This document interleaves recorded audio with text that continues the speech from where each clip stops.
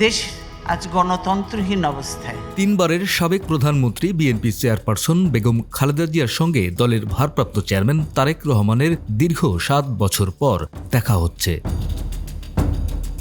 উন্নত চিকিৎসার জন্য খালেদা জিয়ার বিদেশ যাত্রায় সকল ধরনের প্রস্তুতি শেষ হয়েছে। মঙ্গলবার রাতে লন্ডনের উদ্দেশ্যে ঢাকা ছাড়ার কথা রয়েছে সাবেক এই প্রধানমন্ত্রীর।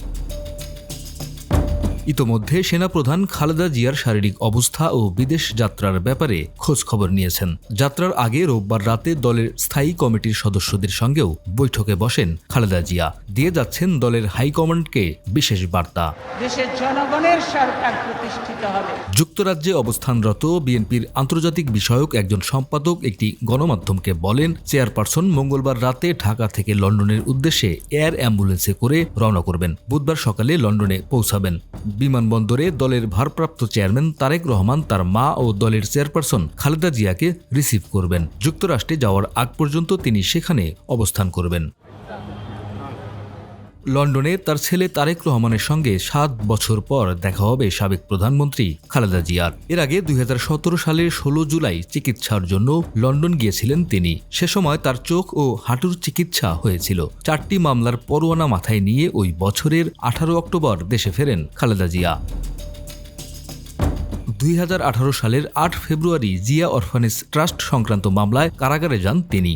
2020 সালের 25 মার্চ আওয়ামী লীগ সরকার নির্বাহী আদেশে খালেদা জিয়ার সাজা স্থগিত করে শর্ত সাপেক্ষে মুক্তি দেয়। এরপর 6 মাস পর পর আবেদনের পরিপ্রেক্ষিতে তার সাজা স্থগিত করে মুক্তির মেয়াদ বাড়ায় সরকার।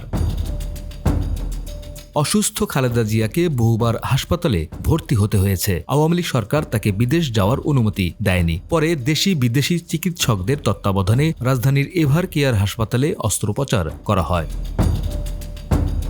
গত 5 আগস্ট ছাত্র জনতার অভ্যুত্থানে শেখ হাসিনার পতনের পরদিন এভার কেয়ারে চিকিৎসাধীন খালেদা জিয়ার মুক্তির আদেশ দেন রাষ্ট্রপতি। 79 বছর বয়সী সাবেক এই প্রধানমন্ত্রী লিভার সিরোসিস, হৃদরোগ, ফুসফুস, কিডনি, ডায়াবেটিস সহ বিভিন্ন জটিলতায় ভুগছেন। নেতাকর্মীদের মধ্যে আলোচনা রয়েছে, চিকিৎসা সম্পন্ন হলেই খালেদা জিয়া দেশে ফিরবেন। ফেরার পথে সৌদি আরবে পবিত্র ওমরা পালন করতে পারেন তিনি। এমনও আলোচনা আছে মায়ের সঙ্গে বিএনপির ভারপ্রাপ্ত চেয়ারম্যান তারেক রহমানও একত্রে দেশে ফিরতে পারেন। ডেস্ক রিপোর্ট, আমাদের সময়।